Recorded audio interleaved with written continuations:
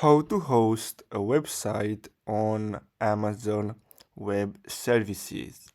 So you're gonna have to simply sign into the management console and open the Amazon S3 console, and as you can see you have here the URL. So if you want you can access this by simply typing in this into your URL tab, and in the buckets list choose the name of the bucket that you want to enable static website hosting for, then choose properties, and under static website hosting choose edit.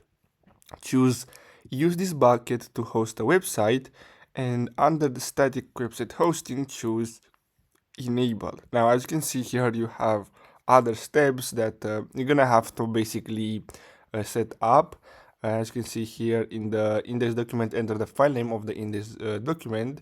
So this will be your hosting your website. So as you can see HTML, and then you can simply upload your website to host it on Amazon Web Services.